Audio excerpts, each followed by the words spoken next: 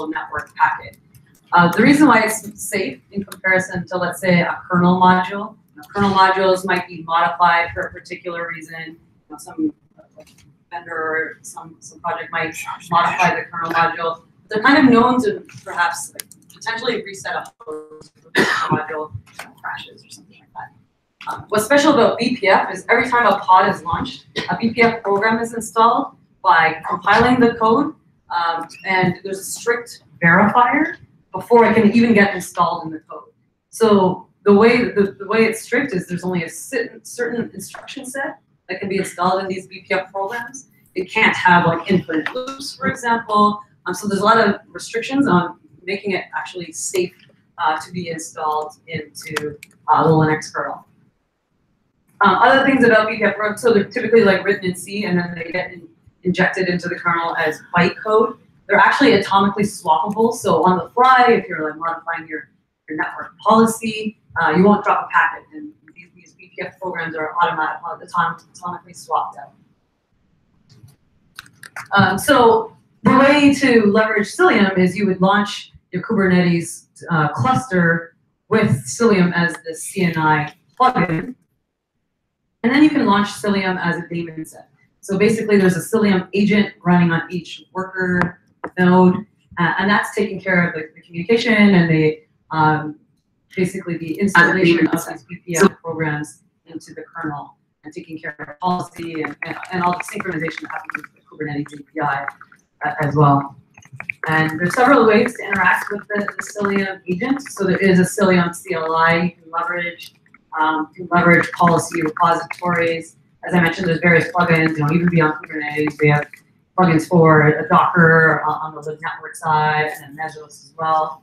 And then we have various Cilium monitor tools to help you leverage for troubleshooting as well.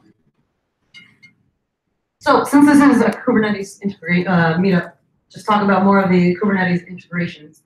So most of you are probably familiar with the standard resources. So you might be defining your network policy, as I mentioned earlier, based on maybe labels of the container to define the pod traffic. Various services that are supported, the node port, the load balancing, cluster IP. So yeah, as I mentioned, you can define your network security policy based on the pod labels. And then you can also define your network security policy based on the node IP or on the CIDR mapping. And those are the standard resources that are agreed upon with the Kubernetes API on the policy side. And so where Cilium can come into play to provide that least privileged security on a more advanced and fine-grained level is through what used to be known as the third-party resources, but now is the custom resource definition policies. And that's where you can define, and what we saw in the demo, were these specific Cilium network policies. And so you can get down to and as fine-grained as the layer 7 call. So today Cilium is supporting HTTP, Kafka, and gRPC. So for Kafka example, you can specify which pods can produce to a certain topic or consume to a certain topic. So it's providing the similar fine-grained security and isolation, but at the protocol level. And so yeah, things like MySQL, as you asked earlier. So these are things that we're working towards, just depending on the interest and the contribution level that we get. But those are the kind of things that we're moving towards. So how does Cilium work as a networking solution, and how do you deploy it? Well, there's a couple of modes you can have. So most might be familiar with an overlay. It's probably the most typical default solution, and that just means encapsulating the packets. That could be just VXLAN or Geneve, and that just means it's encapsulating between each of the worker nodes to transmit the traffic. So you would leverage the option allocate node CIDRs and leverage it from there. The other is to just use native routing, which means you're not encapsulating it, and you can directly route to each IP. And then you can use whatever routing daemon or upstream switch and just allow the traffic to route from there. So just to get you a little more familiar, just the look of what a network security policy looks like. So from a layer 3 level or a label-based level, we sort of looked at it basically for the Death Star landing. So you would select which endpoint or pod you want to talk to. So in that case, it was the Death Star, and then you can say, okay, which pod can talk to me? So on ingress, who's allowed to talk to me? And the spaceships. So from pod, spaceships talk to the Death Star. So that's kind of like the equivalent of a label-based layer 3D policy. Then you can get more specific, like outside world coming into this pod, for example, this is outbound. So the pod spaceship can talk to a certain CIDR, for example, and you can get specific on that. And that would be enforced right when it comes off the pod on a per host basis through that CPF program in the kernel. And then you can get more advanced as we talked about layer 4 policy, so you can specify which port. But again, thus far what we've talked about is only the more traditional legacy type network security solutions, and in turn, not least privileged because you're opening up this whole on APIs. So getting more specific, you can do the allowed API calls. And this is where, for the HTTP example we have here, we can actually specify which method and path a certain pod can talk to or be talked to, for example. So only allowing a get, like Gordon, for example, you can only get jobs, you can't put jobs, or you can't get applicants, and so on. So how are these policies enforced today? So all of these are obviously active in new technologies and new projects. So today we're doing BPF in the kernel. And then we can leverage layer 7 and a sidecar proxy, or K proxy is the work that's actually being done in the kernel. So as I mentioned, Cilium is an upstream project, or is an open source project. BPF is a stream project. These continue to be worked on day in and day out. So how many people are familiar with Envoy? Have deployed Envoy? Okay, familiar with Envoy? Yeah. So one thing about Cilium, so basically you can consider Envoy is deployed as a sidecar. So it requires an instance of Envoy running per pod, let's say, or application service. And in turn, that means it's acting as a sidecar proxy. So that means all traffic is kind of redirected towards a sidecar proxy, and it would maybe do what it has to do. For example, as I mentioned, layer 7 done as a sidecar proxy would be handled there, whether it's allowed or denied. The decision would be made there, and then go on. So the networking used for this communication, will it be CNI network, CNI plugin, or is it going to be some other different network? Well, this would be the CNI, and it depends on the implementation of the CNI.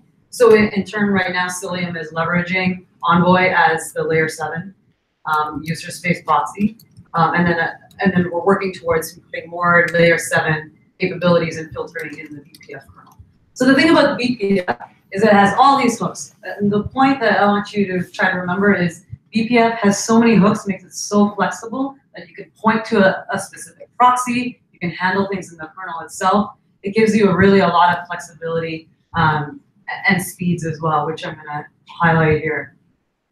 So in the side proxy, as I mentioned, you can provide a lot of layer 7 functionality. So it could be routing, load balancing, retries, circuit breaking, just like what would imagine our proxy doing. But the question is, how do you deploy sidecar proxy, or what's the best mechanism for having this layer 7 functionality?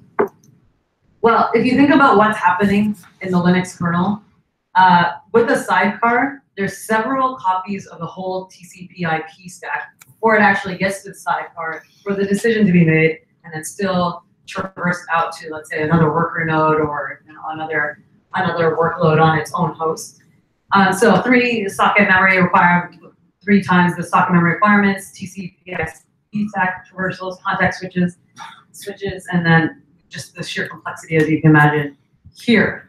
So of course, some of the advantages of using BPF is some of these hooks that I'm kind of mentioning here. And in turn, they're called sockets. So you can think of these sockets as a hook on the traffic class in the Linux kernel. So that in turn, so the work that's being done is to help speed that up, is removing all those TCP/IP stack copies, or CPU utilization that has to be used in order to have that traversal happen, is by making it happen and that decision happen a little bit earlier. So not even taking the payload and forming a whole packet, but deciding it much, much earlier. So that's the work that kernel proxy will be bringing. And then the socket redirect, having the intelligence to decide right before you even form a packet based on that application level, will in turn allow you to avoid even forming the packet and do a redirect. So that means avoiding a lot of the TCP/IP stack. So there's great implications on latency and performance and CPU utilization, as you imagine if you're using the cloud, depending on how you're getting measured on your service provider or cloud provider. There's a lot of savings that happens here. So take this with a grain of salt. This is like initial testing. Obviously, it looks really good. But what's amazing is the Cilium in-kernel testing here. As you can see, it's like lower than a proxy, like having no proxy at all. And that's just because of the sheer fact that we don't even form that TCP/IP stack packet. So that redirect, that choice, that socket choice happens. And then like this, basically the sheer performance of it behind it. So you can see some of the examples of user space proxies. The latency is much higher. So this is just initial testing. Like there's a lot still to be done here, but this is on a per host basis. Obviously, that would be the only way to beat the no proxy. But as you can imagine, the implications that this provides, just by avoiding all these TCP/IP copies and the savings, that's the power of Cilium with VPN. So here again is the before, and here is the after. So yeah, questions? Oh, sorry. Yeah. So just another way to think about that is a sidecar proxy being launched per pod. Cilium's goal is to be as transparent as possible to the application, yet understanding the application level protocol in order to enforce a network policy. So just a bit of a summary. As I mentioned, this is a Kubernetes meetup, but as you can imagine, VPF type function Linux kernel, Cilium to program it. It has a lot of applications in terms of how practical uses, how it could be used beyond Kubernetes. It could basically be any workload on a Linux host. So today our integrations are with CNI and with network or Kubernetes, Mesos, Docker. As I mentioned, the networking, it's really up to you how you choose overlay or native routing. And then I talked about the network security. Today we're doing layer 3 and layer 4 right with VPF programs. Layer 7, so we're supporting these 3 protocols today and continue to grow our for parsing. And then just more implications on performance, be it on load balancing. And finally, the dependencies we have are having a KB store to store our security identities. And that's sort of where basically the Cilium agent will figure out if the pods can talk to each other and make that decision. So today, we typically just recommend using etcd. So you guys know everything about application-aware security for microservices, right? So the point is, this was just an introduction, and obviously it's a lot deeper, and I just scratched the surface. So I'm happy to, I'll be here all evening, obviously, to talk more with you. So we have great getting started, guys. As I mentioned, it's an open source project, so we have a GitHub repo. I encourage you to start it tonight, keeping track of people from the meetup that start it tonight. Anybody starts in like next 24 hours, basically, 20 to 40 hours. If you start us on GitHub, we're going to do a draw for the Toronto team here that showed up. So thanks for your participation for a $25 gift card. Follow us on Twitter. We have tons, we have basically a lot of updates there. Cilium.io is our open source website. We have a Slack channel as well. You can join and ask questions. We have really easy getting started guides.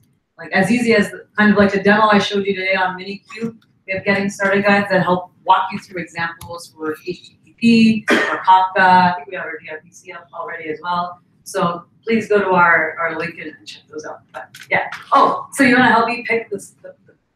We're trying to do this in a civilized manner. We have one giveaway. You have to help me pick like the first person that puts their hand up. So no, with the answer, correct answer. So, but to get the little giveaway today, who can tell me the 3 protocols that Cilium can create a network policy for today? tools. I need like exactly. Okay. Kafka, JFTC, and All right. So yeah, you guys have same t-shirts, just like me. What size of men's? Sure. Well, thanks Cynthia for a nice Star Wars demo. I love it. I hope you guys love it too.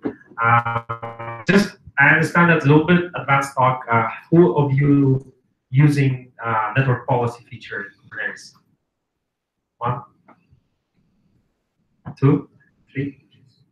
Not so much. Yeah. So, who actually know about network policy feature?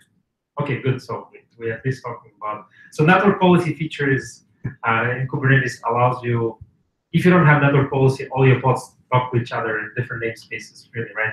Having network policy makes your cluster more multi-tenant, so you can have different teams using it and securely on the networking layer. So I guess the Cilium is, what I understand from the talk is gives you capability to have it, those network policies not using the IP tables, but using the VM kernel. And also, if you have multiple different applications, like Kafka, you can actually secure only specifically per application. Right. Yeah, that's right. So I should get a t-shirt, don't worry. I think I owe him a t-shirt, that's why. So the point is, Cilium is helping make least privileged security for these microservices by providing these more fine-grained rules, the ability to do these fine-grained rules. And sorry if my talk was pretty deep but short, that I couldn't acknowledge everything. I really encourage you to go to the website and walk through Getting Started Guide and take your time and go through it. They're actually really easy to get going on your laptop, and it might help to just work through it. Okay, thanks. While Barb was setting up, I won't actually still take the questions because I'm sure you have questions. Hi, thanks for the talk. I just wondering, because Cilium is packet content to work, could it be used as a WAF?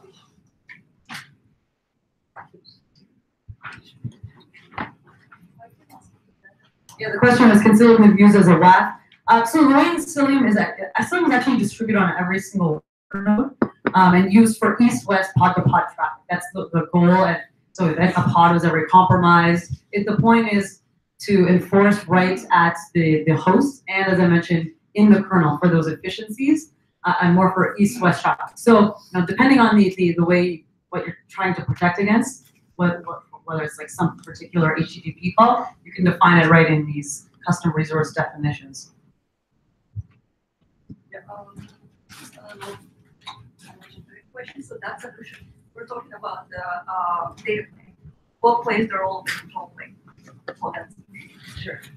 Yeah, so the question was, what plays the role of the control plane? So you can leverage basically the Kubernetes API for defining the network policies. So you can define it the standard ways with the standard resources or the custom resource definitions, and leverage kubectl and leverage the constructs within Kubernetes cluster to pass on the information. And then in turn, Cilium will be listening on the kubelet side on the worker nodes, and as these pods are coming up, we will implement the data path on the fly right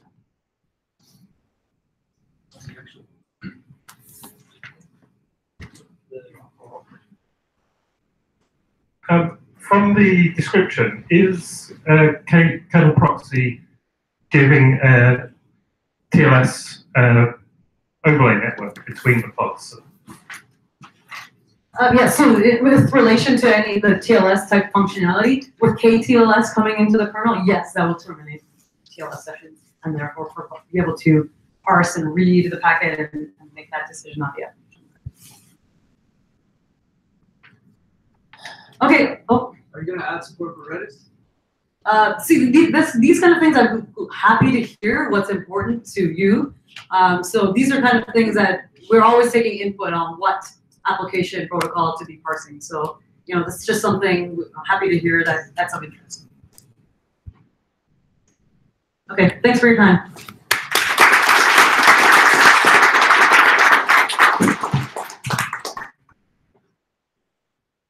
This man doesn't need an introduction. Yeah, I have a slide for introduction. That's hello everybody, thank you for coming. Singer, thank you for terrific talk.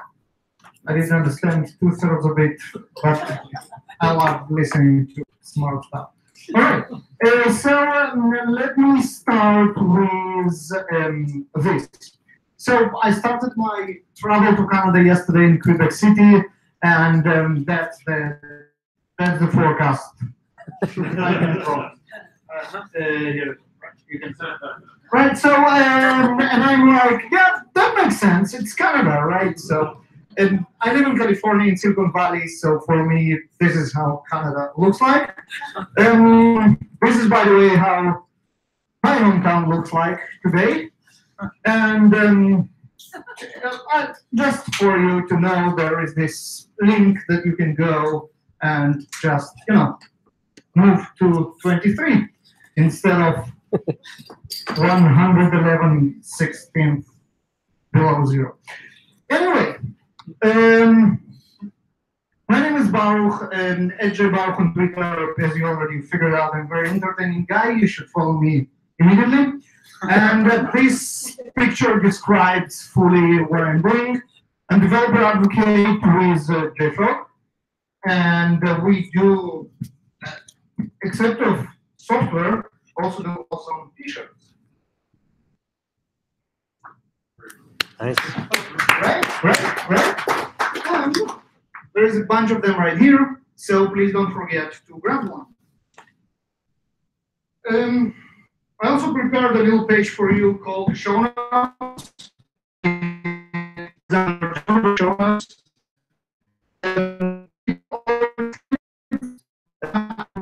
Video by tonight. The video is already been recorded, so I'll provide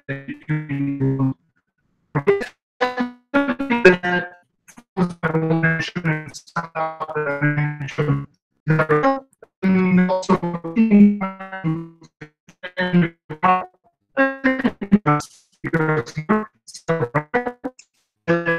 for bringing for coming here. Is the remember or the picture it's my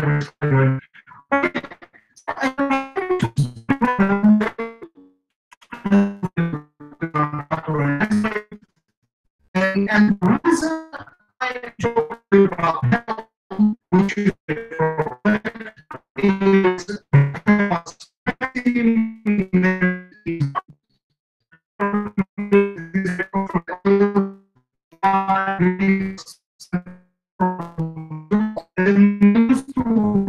it as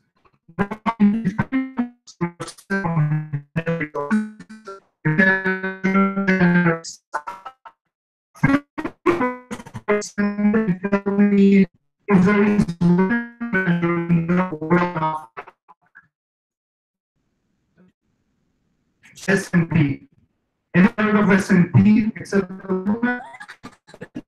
just statement about software.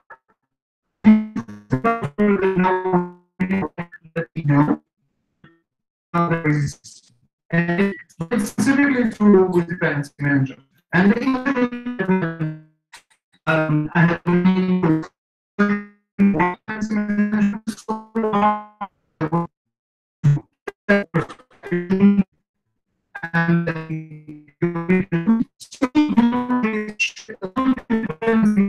starting 2009 and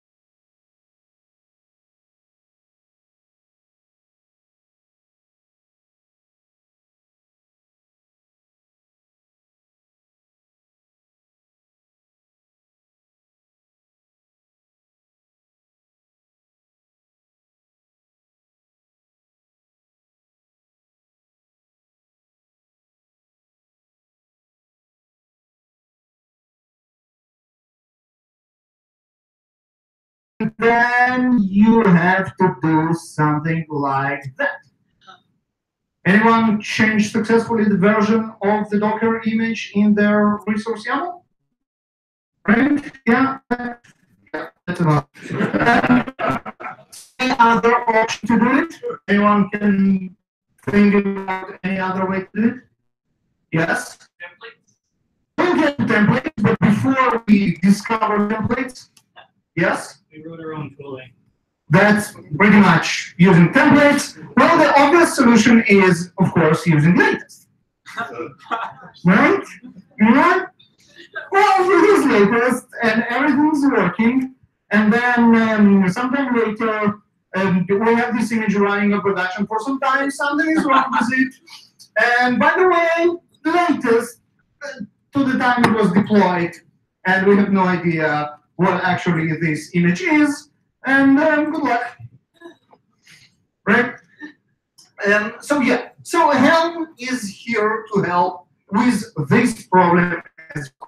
Helm is, as I mentioned, is a dependency manager of Kubernetes. It does a couple of things. First and most important one are not the templates. The most important one is that it encapsulates packages of Kubernetes deployment specs. Right? So when you have a tool that is usually based on more than one deployment, you can encapsulate it in a package that will be managed as a one thing. Right? So I mentioned you need a number of Artifactory deployments to make Artifactory running, and I will just show you example of what it actually is. Let me put it here.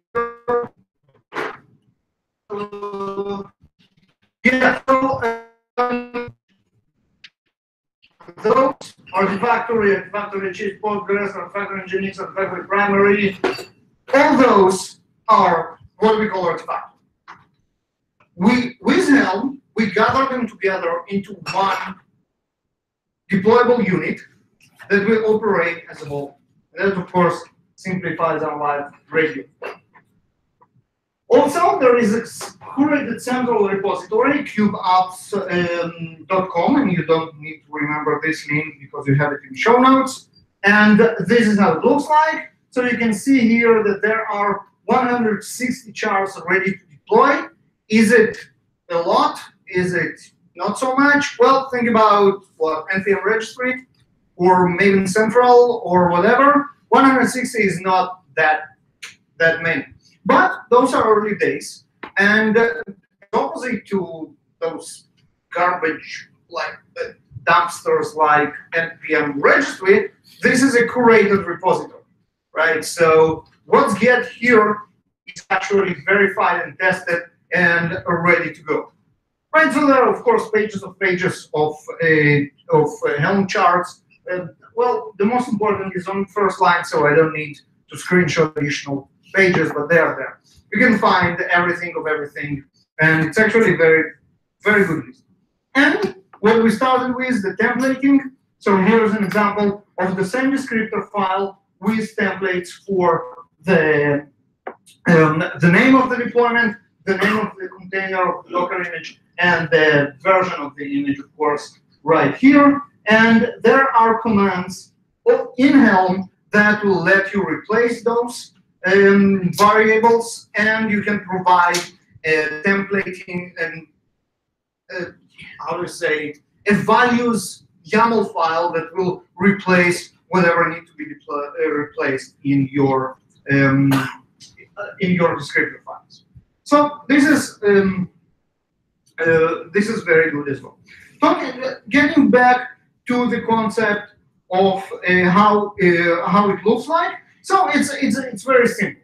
You have two concepts. You have the templates, and then you have three: the templates, the values, and the metadata about the repository itself or the chart itself. So you can see here on the right how it looks like. That's a Docker app chart 011, and this is what it contains of. We have the templates repository with a bunch of templates right here, and then we have the chart YAML, that's the metadata, the chart README, that's the README, of course, and then the values, that's the file that populates the templates, and eventually this index.yaml is the index of the repository. It contains the list of all the charts in this repository, so commands like Helm search will be able to search through them. Helm also can control your Kubernetes cluster. And this is very important as well because it makes your life very easier. You don't need to first operate with Helm to download or templatize your deployments and then use Kubernetes control to deploy them. You can do all with Helm commands only. So you have the notion of Helm client, which runs on your machine, and this is where you download the templates from the repository or build new charts, etc., etc. And then there is a Helm tiller that runs in Kubernetes cluster. This all like navigation ship analogy is getting a little bit too far, don't you think? Well, Helm and tiller, that's a nice one, but I think they carry away a little bit. So anyway, tiller server actually controls the Kubernetes cluster. So when you run command like Helm install, not only the chart getting resolved, all the values got populated, and you have deployments descriptor ready, but it is actually getting deployed into your Kubernetes cluster, which is pretty nice because it provides you one less tool to worry about. Right, so those are the two parts. The Helm client takes care of local charts development. You have a bunch of your deployment files, you back them into chart. You do it on a client. Managing repositories, you now want to set up a new repository to work with. For example, on top of the central repository, you also have your local repository that you want to work with. This is where you do it. And interacting with the tiller server itself. And the tiller server listening to the upcoming requests from the Helm client, and then combining the chart and the configuration to build a release. This is where all the templates get populated, and then installing chart into Kubernetes, and then tracking the subsequent release. Updating and installing charts when interacting with Kubernetes, that's again, if I want to uninstall a chart, I run a Helm client on client, Helm command on client. It will interact with the tiller server to decommission a certain server. Then just a short list of the most important Helm commands. Helm init. This is how you set up the tiller inside the Kubernetes cluster. So you actually connect to the cluster, and then you run Helm init. Nice. It will set up everything and get everything ready to work. Helm search will search for charts in the repositories that are pre-configured using Helm repo command, and out of the box it will use the kubeapp.com. Helm install, download the Helm chart, send it to Kubernetes cluster, populate all the values, and then eventually get it up and running. Helm status to see what's going on, and Helm repo to work with the repositories. So as I mentioned, official repository kubecamps.com, but you'll probably need a local repository. This is true for every type of dependency manager you work with, regardless of what are you working with. Is it Helm? Is it Docker? Is it Java, NPM, whatever? Except of having a central repository with a third-party packages, you also need a local one. And a local one, you have two options. You can create your own, and the spec is very simple. All you need is an HTTP server that will serve the charts, and a file called index.yaml that will contain the list of all the charts available. And you actually have command to generate this index. Helm repo index generates this index.yaml by enumerating all the charts which exist on the local disk. So you can write a very, very primitive but absolutely working Helm repository in like, I don't know, 3 lines in JavaScript, like using Express or what's not. I don't know why you use 3 lines of JavaScript when there is a package to do that in npm, but you can do that. Option 2 is obviously using the third-party tool that did all the heavy lifting of the 3 lines for you. And that would be Java Factory. And of course, I appreciate you're laughing on my joke. The most important part of Artifactory supporting Helm is not that it actually has those 3 lines of code, but the fact that we are talking about a universal repository which supports Docker, Helm, and pretty much everything else. And the importance of having one universal artifact repository instead of having separate tools, whether in 3 lines of code or 30 million lines of code, is because now you can set up a relationship between packages. And I will show you in a second why it is important and what are we talking about. One more note on the sideline is that charts and images are not necessarily have to match each other, right? So when you use templates, you can reuse the same chart for multiple images versions. And when you version your charts is actually when you have change in the configuration itself in those templates or the values or anything like it. So just for you to show what I'm talking about, Helm list. So you can see here that the chart of Artifactory changed 4, when actually Artifactory version is 5.8.6, I think. Anyway, they are not one-to-one relationship. Okay, so with that, let's go to the next part of my talk, and that's, as I mentioned, why you should use Artifactory as your chart repository instead of writing JavaScript. Well, generally, using good tools instead of writing JavaScript is a good practice. So I can stop here, but I will give you some other reasons as well. And the reason you might want to use it is because we live in what we call the age of binaries. Generally, every new concept in software engineering since 2001 added more binary files to us. It's one is Agile, and then CI, and basically what that means is generations of files, right? And we use deployment, which is track of files. There might DevOps, stuff, information, coding, infrastructure binaries as well, and that of course means virtual images, configuration.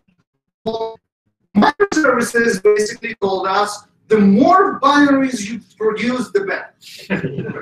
This is microservice. And then of course Docker.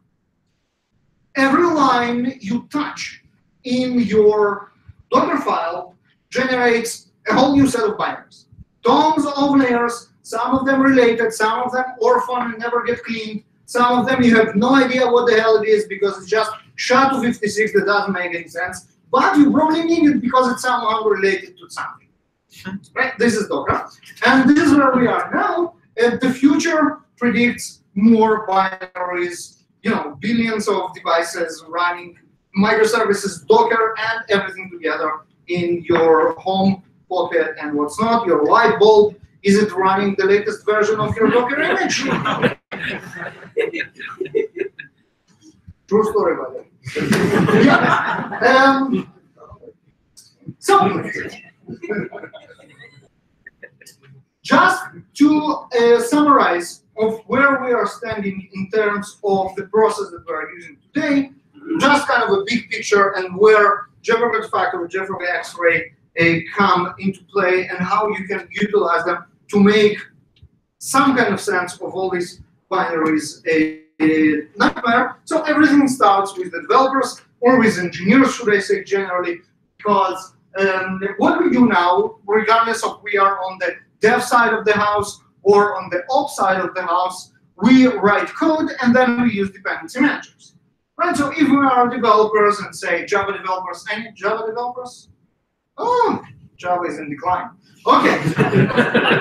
How about JavaScript developers? NPM. Yeah, I know you're ashamed now. That's okay. That's okay. I feel you there. PHP. That's even more embarrassing than JavaScript. No, no. Okay. Something that you won't be ashamed of admitting. Ruby. No. Oh no. Here you go. Python. Python is good, right? No one can say, but oh, here you go. Okay, go. Everybody write go, right? Okay. Yeah. So you write, you use dependency managers. And if you are on the ops side of the house, and I expect most of you are, well, you write Docker files. Docker files. Every line in those Docker files is a use of a dependency manager. All right, you start with from. You use a dependency. Then you go like, depends on what your from was, apt-get install. Boom, dependency manager. Or let's say, now you don't use Ubuntu or whatever, you use like Red Hat, right? Sponsor. And YAML install, dependency manager. Well, basically every line except of maybe make dir, I'm not sure, uses dependency manager. My favorite line is download some random shit from the internet.sh. That's a dependency manager. Anyway, once we have all that coded in the dependency manager of our choice, or the one we were forced to use, next thing we do, we run it locally. We run it locally, and it goes to the internet to get the dependencies that we want. And it will be usually some kind of repository or registry, or a whole zoo of the dependence of registries and repositories. And if you use a universal one, obviously you will go to one. So in this case, it's Jeffrey Factory. Think about another universal repository that you like to put here if one exists. And then those guys will do the heavy lifting for you. They will reach to all those external repositories and registries, like NPM registry, like Docker Hub, like kubeapps.com, or just GitHub, for if you use Go, for example, right? And fetch the dependencies from there, and then cache them in your local repository / registry. Once this is done and everything works, and it will probably be like after, what, like 50 attempts, but eventually it will, now it's time to commit your code. And you do that, and once you committed your code, the CI server kicks in. And in CI server, they basically all do the same. And that's amazing how one simple thing became a whole industry and zoo of different tools that try to fight for finding their differentiators. Anyone knows what the differentiator between Travis CI and Drone.io? How about Kochip? Kochip, by the way, is a Docker based. And that I should care why that it's Docker based. Shouldn't I use it? Anyway, by the way, big news. Kochip was occurred by talking about news that you didn't hear about. Today, CloudBeast bought Kochip. Oh, yes. Yeah, that's the big one. Probably we will see some kind of Jenkins in the cloud, even if it won't be Jenkins.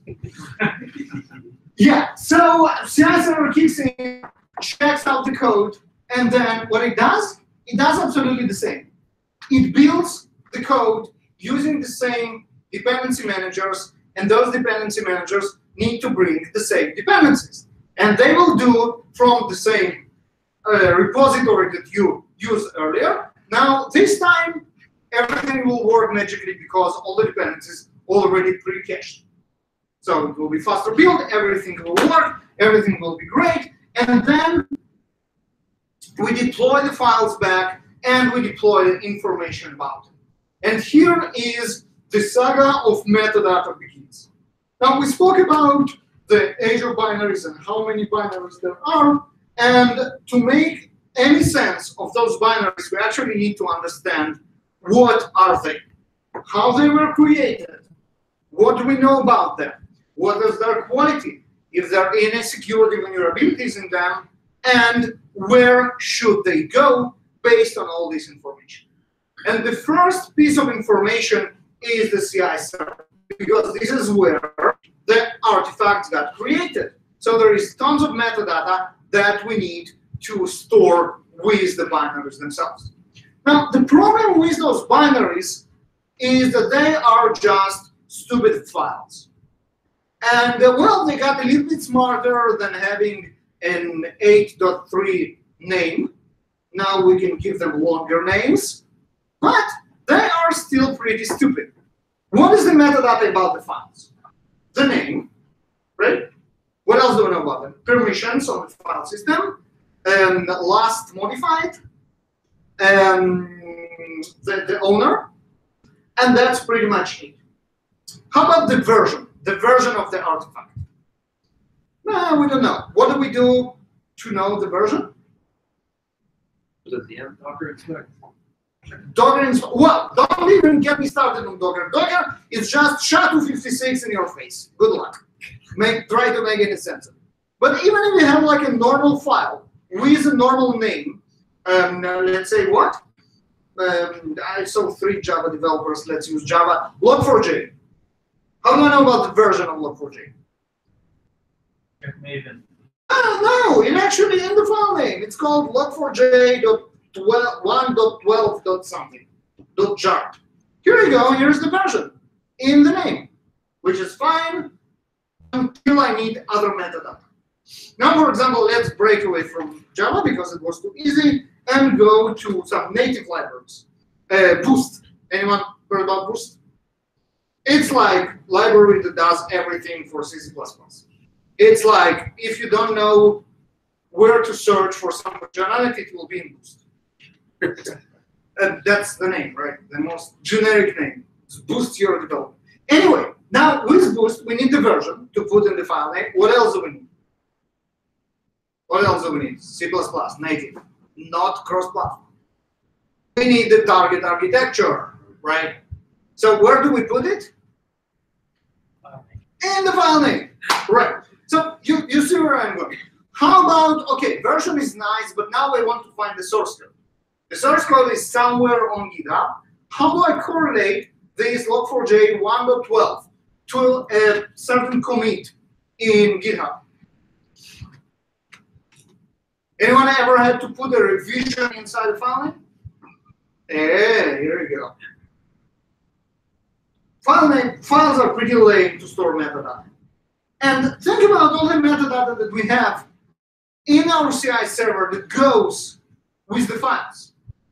How it was built, by whom, how long did it take, what is the URL to the results page, and how about variables, system variables, environment variables? Are they important part of the metadata of the artifact? Oh, yes. How do I store them? File name. Right? So we get all this information, we attach it to the file, we save it in an artifact. Now something else happens. We also have external sources of metadata about the artifact. For example, well, who heard about the Equifax fund we had down in the United States last year? That was a lot of fun. 250 million citizens got their credit reports stolen from a credit reporting agency because they used, and the 3 Java programmers will appreciate it, Struts 2 library. How can we prevent that from happening? Well, every time we release something that have a dependency, as we mentioned, everything has dependencies, we need to check those dependencies.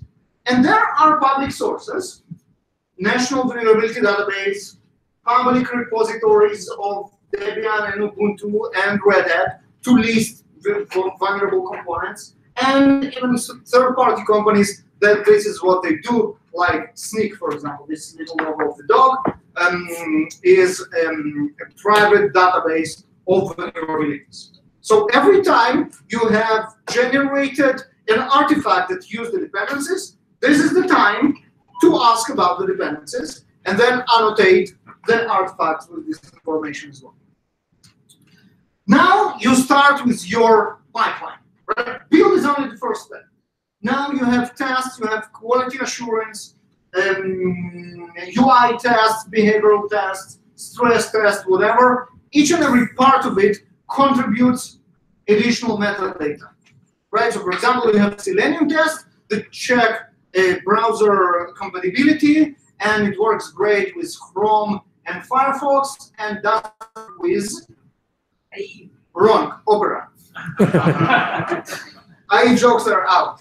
Now we are in Opera jokes.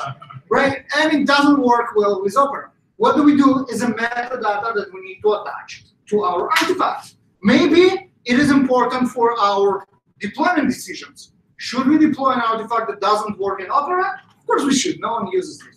but maybe we should. I don't know. Anyway, once this pipeline is over, we are in the decision of what we are doing.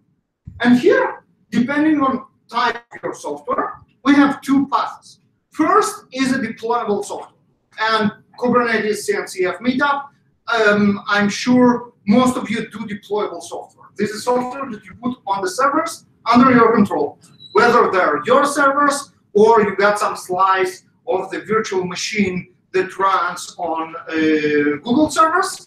It is something that you control and you can decide you want to deploy into. And then you use tools like Docker or Kubernetes or Chef, God forbid. Chef are fine, or Bash scripts. That's my favorite deployment tool. To deploy to your servers, or you might also develop downloadable software or distributable software, and that of course will be everything that goes to end devices. And people download software still. Probably you download games, right? Games you download. Although you heard about this NVIDIA virtualization graphics cards that will allow us to play games in the cloud. So this is going away as well. But so far we download games. We download browser to consume everything else, right? And we download what? Emacs. It comes with the operating system. Anyway, IoT download a lot of stuff. So this is the big picture, and I'm going to show you in 5 minutes a very short demo because Archie here does some weird gestures that I interpret as you don't have a lot of time, maybe half an hour, not more.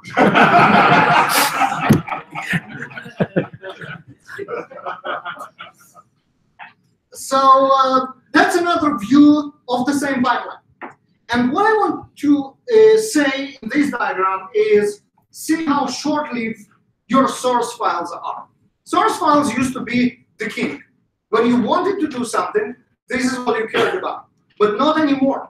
Your source files are the input for the CI server, super important. This is what you write. This is your source code. But then you created a binary, and the binary and its metadata goes all the way to production through other environments. You promote them when they meet quality requirements at the quality gates, and eventually this is how to release your product. Your product is about binaries, so let me show you just a short demo of how this metadata comes along and why it is important. So I'm going to switch to not Opera, and let me see. Okay, I know what to do. I exit. Sure. Now we should get back to duplicate the screen. Oh yeah, okay. Right, so I have Jenkins here running in Kubernetes, by the way, on Google Cloud Platform, if you asked. And so what I wanted to start is showing you, again, my list of running services. And here is the list of my applications. And here's my app, my Docker app that I want to try and run. So I will take my Docker app here, copy paste it. That should be, I think, one of the more beautiful apps you ever saw, if it works. It fully demonstrates my, there is a port, right? 408081. It fully demonstrates my front-end development skills. Yeah, amazing, right? Well, actually, Janish did it, not me. Mine would be the same without the image because I'm not sure how to put an image in the HTML. Of course, no. But how do I track down this amazing stuff to the dozens of JavaScript files that were required to create such a view? How do I track this to the source file? It's even more beautiful. It's a Java application, Java War file. Well, I can start with Jenkins and see where it was actually created. And here I have a whole pipeline based on four steps, 5 steps. One of them creates the Java application itself. There is a Docker template, which is my base image, and then my Docker image itself. I create a Helm chart for my application, and then eventually I deploy this chart. I deploy this chart to Kubernetes, and I'll start with that to show you real quick some Helm in action, because if you remember, that was my excuse to get into this meetup in the first place. So you can see here that what I'm doing is Helm repo add. That's a little bit small, so I will try to enlarge it this way. So here we go. I start with Helm repo add. I add my Artifactory as my Helm repository. And then I do Helm repo update. I want to get all the new charts that I have here. And I do have a new chart because previous Docker step created a new chart. And then right here, I run Helm upgrade. My Docker app is the name of the chart. Install from this chart file. So it will do an upgrade of my application to the last running one. And I can see this Helm chart in Artifactory. So here, I can enlarge that by a lot. So I want to use the zoom. So here I filtered my Artifactory browser to Helm repositories only, and this is my Helm Docker app chart. And you can see here that it has this folder with templates and everything else, and the file itself have those build browser that I wanted to show you. Build browser is the reflection of the metadata that we collected throughout our pipeline. So we can go here to build number 21, and that's build today, February 7th, and see what's going on here. Here I have all the information. Here I have all the information about this chart. So I might back here. Sorry about that. Builds and 21. Right. So I have the general information, how it was built, by whom, how long it took. That was a fast build. And then the published modules. In the published modules, I can see that it created this chart, and it actually referred a Docker image in this chart, and that will be the Docker image. It will be Docker app 12. I can go to this Docker image now, and I will get now to my Docker registry inside the same tool. So you saw how it works as Helm repository, and now it is a Docker registry, and we have this cross-cutting metadata going even forward. Now I have a Docker image. Do I know what's inside it? Of course I do. I do exactly the same. I go here to the builds, and this is my build number 12. Now it was step 3 of our 5 steps, and this created the Docker image product. Again, this one took 10 seconds, and this is the link back to Jenkins that we started with. In the published model, I will see all the Docker-related layers and how they are correlated, the manifest, bunch of the new layers that were created, and then bunch of dependencies, which were our base image and what's related to it. You see Docker framework. Docker framework is my base image. But also, I can see the dependencies as artifacts. So I can say, okay, this guy used this Word file inside the image. And now I can go to it, and now I have Maven repository inside the same tool with the metadata keep going. So again, I can go to build and now say, you know what? This Word file, something is wrong with it. Maybe I just use a wrong Java version to build it, and this is why it misbehaves. So I can go to the environment and say, I want to understand what Java version was used. And I can see here I used 1.8, 141, because the more is better, I think, 141. And I can say, okay, something is, I don't know what's going on. Maybe the problem is in the dependencies. I want to compare it with previous build. Let's compare it with build number 14. And okay, there are some dependencies that changed, but those two are internal, so maybe, and the other are unchanged, so maybe the problem is the source. How can you find the source? Well, I know how to go back to Jenkins, and I know the revision that if it was connected to GitHub, I could click and get to my sources as well. Right? So this cross-cut metadata answers the three main questions of what do I have in hand? I have a Docker image. What does it mean? What should be deployed where? I have all this metadata from all my pipeline. I can make smart decisions. And what is running where? So now I discovered that I have struts to vulnerability in some of my applications. Where is it? Is it in production? Is it on staging? Or maybe it was already decommissioned, etc., etc. By the way, how do I know I have struts to vulnerability? As I mentioned, we have X-ray for that. And I will go to the list of my services again and copy this to see what's going on.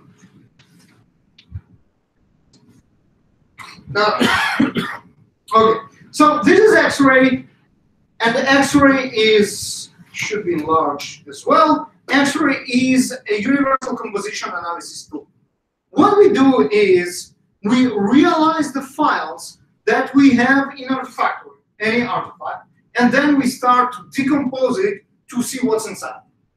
We have a Docker image. We will drill down to layers, all the layers. We will find some files in it.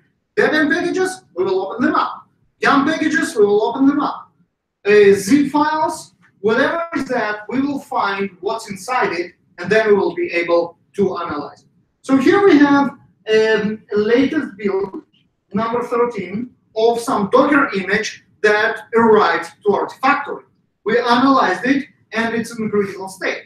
It's in a critical state because it has a gazillion of vulnerabilities and problems, and one of them, not surprisingly, will be struts too.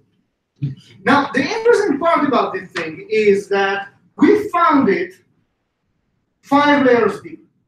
So we found the jar file, which was inside a completely anonymous Word file, which was in the Docker layer, in the Docker image, in the build file, that in the build info that was deployed to Artifactory. And we can do the other way around. We can do impact analysis and say, oh my God, I heard these horrible, horrible stories about struts too. Let's check if I don't have one in production. So we can find it in the component view, drill down to it, and see that it's critical and everything is horrible, and then go and say, where is it? We will see a bunch of files, that's Java, so we will see a bunch of Word files that it contains.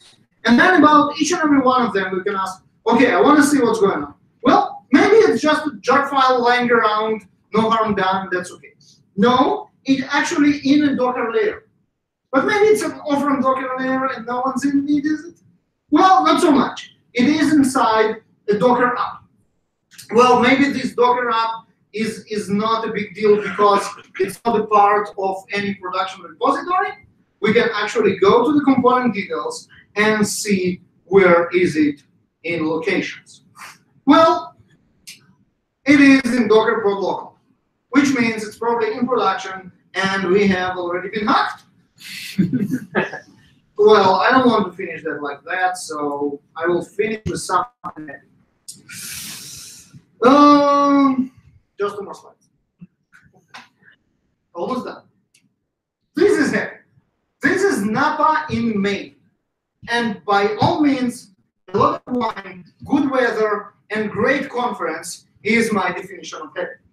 JFrog Swamp Up is our user conference in exactly 100 days, and you are all invited. I can understand that it can be hard to sell to your manager, I'm going to a tech conference. Where is it? In Napa. No, you don't. So the trick is going there as a speaker.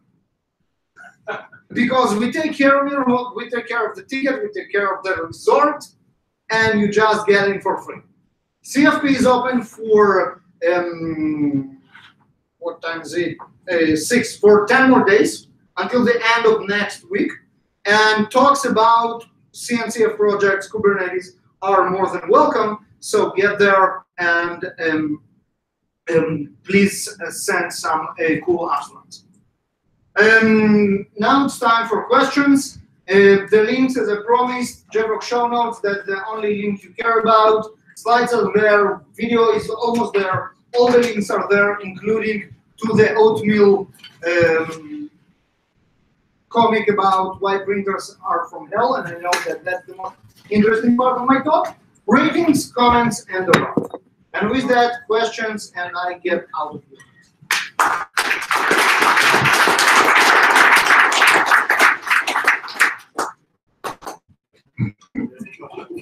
Wow, it's really, we have one more talk, very short one with demos. So if you can stay, we're here. If you have any questions, so our next speaker is going to get connected right now. Any questions, JFrog? People are getting, they're not leaving, they're getting t-shirt, that's okay. Get a t-shirt. Make sure. It goes from small to 2XL. Curious, that JFrog X-ray, what are you using behind when you check the security? What are you using to compare it to? Like, how would you know that there are vulnerabilities compared to Это what? отличный вопрос, потому что у каждой вот из этих баз данных, у них, естественно, собственный definition, что такое package. Насколько они updated? Нет, ну они up-to-date. Потому что чем мы пользуемся? Мы пользуемся официальными хэтовской, бунтовской, там, Если это комбинация разных source. да. И мы пользуемся National Security Vulnerability Database. Ну, как бы тоже. Ну, понятно. Но там есть свои, подключиться к ним ко всем. Такие вопросы, наш человек. Подключиться к ним ко всем, это, в принципе, тот, что Я как бы их половина наш человек и половина его человек. Так что, я в Израиле тоже жила 3 года. Да, вот, потому что у них у всех свои definition, как определять. Ну, там куча всяких коннекторов, адаптеров. Ну, это, положим, как раз это и интересно, потому что все остальное можно делать самому, если уж на то пошло, да? Ну, вот это, пожалуй, ну, у нас там, скажем, CI/CD пайплайн, да, например. Ну, то есть опции. Нет, Но вот этот JFrog X-Ray как раз... ну, там еще интереснее даже, чем вот мы собираем разные источники, это вот этот того, что ты ему даешь документ, и он тебе не просто расскажет там system level vulnerabilities, как делают там все, Ну да, а он он еще пройдет берется свой за путь. твоего Да, приложения да. И и его зависимостей, Да. и вот это вот самое Ну, интересное. и, пожалуй, этот пакетч, я не знаю, как это назвать, но вот эта часть как раз действительно интересная. Все остальное можно заменить чем-то. Вот этот JFrog X-Ray как раз, я не помню, я что-то такое видела. Знаешь, мы не делаем ничего такого там супер эксайтинга. Мы делаем тупо канализационный тур. Никто другой их не хочет делать. И поэтому у нас все отлично. Ну, не, я же не спорю. Нет, ну я к тому, да, что ну, да, вот все именно- возможно, но преимущество именно в том, что мы это все уже сделали. То есть, да, можно взять зоопарк из разных пузов и как-то их вместе Ну да. связать. Ничего там такого, чего бы невозможно было, нет. Okay, guys, we're gonna start another last talk of the day. Hopefully, we're gonna Да, ну презентация классная, make sure by then we're gonna be done. So, конкретно. please stick around. Это хорошо. Единственное, когда тебе не нужен, ты становишься такой So I don't know if everyone's looking, but I guess to minimize my 200 Opera windows. So you did manage to find an Opera user. So I'm Kevin Des. The new one or the old one? Sorry? The new one, which is Chrome? Yeah, they Chrome. Yeah, no, that's Chrome. That's not fair. Well, they had to give up their rendering. Now there is Vivaldi now. Yeah. Good luck. Good luck rendering anything on it. Yeah, exactly. Anyways, let's jump right on it. So I'm Kevin. I work for a startup called Gravitational. We have sort of like two main product lines. One is Teleport, which is our kind of drop-in replacement for SSH. It's fully open SSH compatible. It's underlying using the Go library, so you don't kind of have to worry too much about security, and it is fully audited and used by a lot of companies. And the reason you want to use Teleport instead of open SSH is because it moves you to short-lived certificates that automatically rotate, so no longer with keys and stuff like that.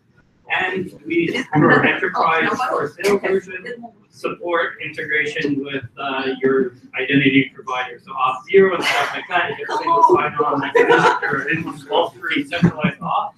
And it's an open source project, you can go run it right Редко, когда now. But what I'll do is I'll talk about Teleport, which is our commercial Kubernetes offering. So it's the same Kubernetes all of you are probably using. We're on 1.8 right now. But we've bundled it with all our own extra tooling and stuff like that that lets you take your application and your software, bundle it together with an installer for Kubernetes, and deliver it as a single package to your customers.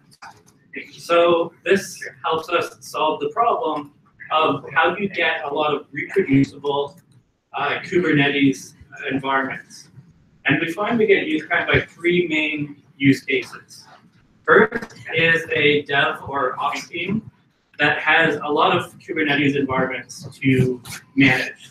So I'm sure a lot of teams have 1, 2, 3 prod dev, stuff like that. But if you need 20, 30 environments and keep them consistent, our tooling helps deploy that, back it up, and redeploy it when you accidentally delete your entire infrastructure.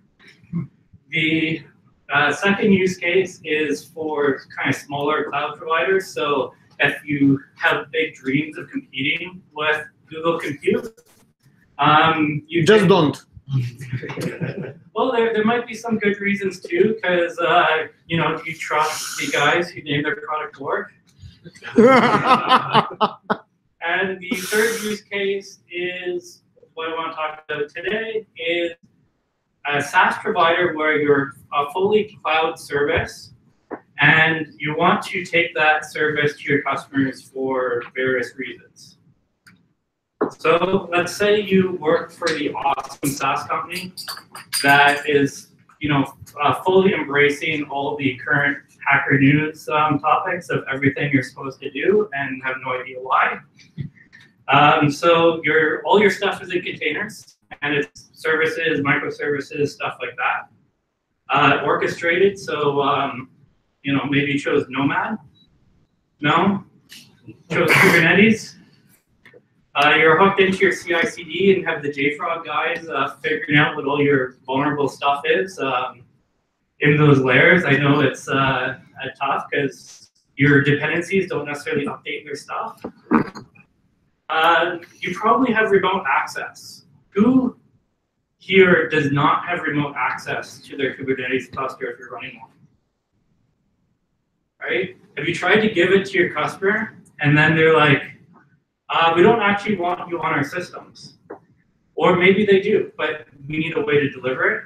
And you're probably monitoring it so you can find out that when you deploy a new version of a service, all of a sudden it got slower.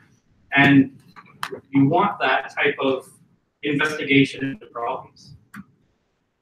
So you've hit it big, your service is awesome, but in walks the sales guy, and I'm sure we've all met him somewhere in our lifetime, where he comes to your company and goes, hey, I have a really big customer who'll pay us piles of cash if we can run our SaaS business in their infrastructure. And there might be lots of various reasons to do so, like latency. Maybe the type of service you have is latency dependent, and the customer is in Australia, and you're not running your environment there. Maybe there's compliance reasons and stuff like that. Have you ever tried to sell your service to a bank or government and stuff like that? They don't necessarily want you on public cloud. You might have to go into the private Amazon instance and stuff like that. So if you're anything like me, the first time you come across this concept is like, how do we take this super modern architecture of all these services and chaos, and how do you actually package that to deliver to your customers? How do you do maintenance on it? Like have your CI/CD pipeline updated, or do backups and stuff like that in an environment that's hostile. You don't have control. And how do you hide the implementation details? Do you really want to go to your customer and say, okay, the first thing you need to do to run our software, go to the Kubernetes website, follow the install guide, and once you have that working, pick a CNI provider, run the scripts for that, here's a giant YAML file, fix the indentation, run it, and all of that happens, but the guy who, when he answers the phone, goes, have you tried turning it off and on again? And he's the one who has to maintain your Kubernetes environment. So the software we build is tooling around this. But what I want to do is, instead of really focusing on our software, I've cherry-picked some of what I think the more interesting components of our software are that you can deploy kind of anywhere. So one of the, I think, coolest things I found is we can deploy Kubernetes etcd and Docker inside a container. So it's not Docker running containers, it's a container running Docker running containers in our environment. We run Kubernetes. What can go wrong? Exactly. We've never had, Red Hat kernel panic on us. We run Kubernetes totally offline. So again, if you're in these compliance environments and stuff like that, you don't want to be going out to the internet even to download the pause container. And the nice thing is this also means that you're not relying on some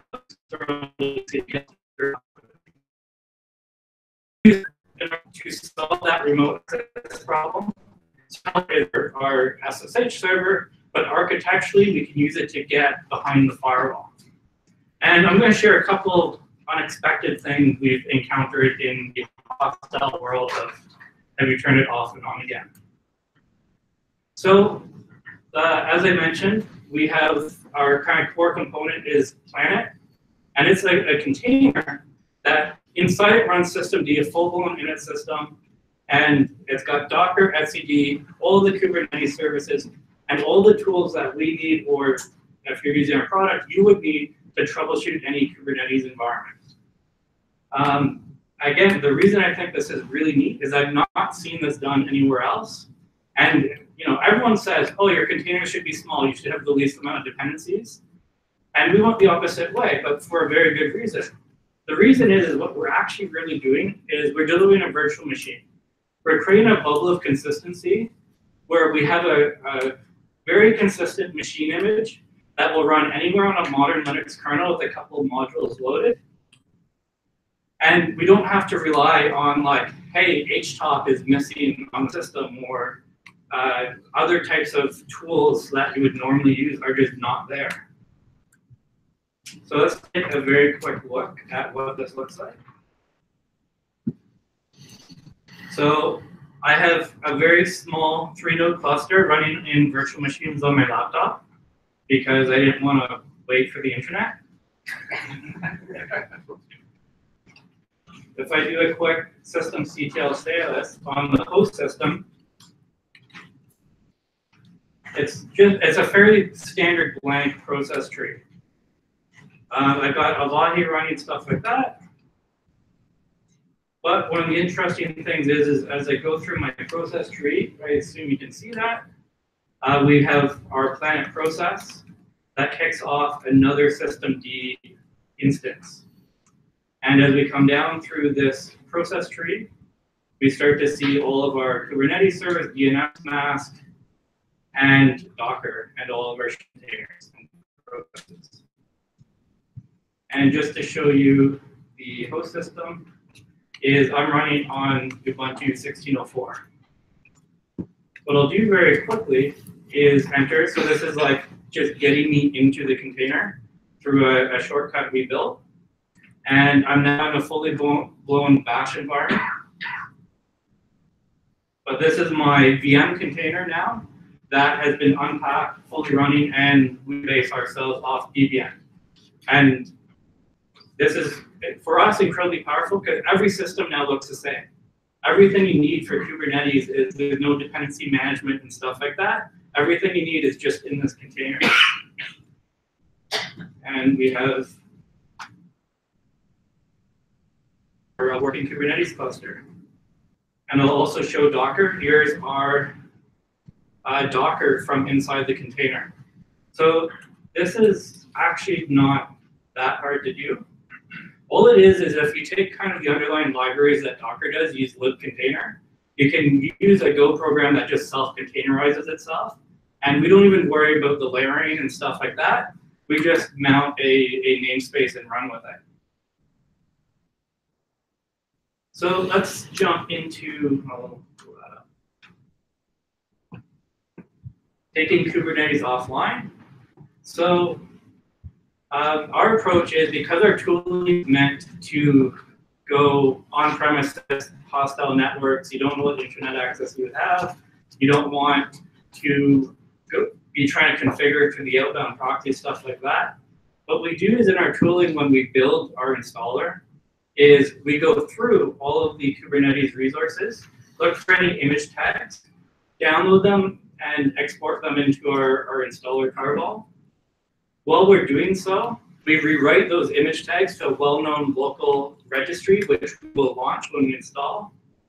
And when we're doing our install or upgrade, our tooling will sync to that replica of registries, which we normally run on our master nodes. And the last thing you have to keep in mind to do is you have to set an option to kubelet on where to find the pause container, which for us is we look from our registry. So if you look, it's a little bit malformed, but all of our images come from API Server 5000. And that will be always resolvable on our masters. And now, totally isolated, we have a working Kubernetes cluster. So remote access.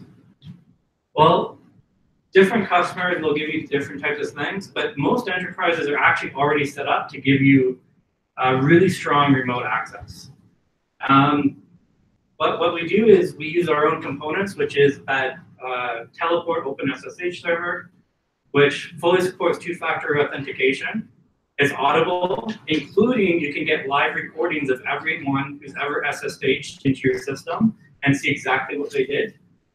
And you get automatic architecture for Bastion hosts. You don't need to build jump boxes and stuff like that. The architecture will support it. the kind of way this works is when you install the Kubernetes cluster,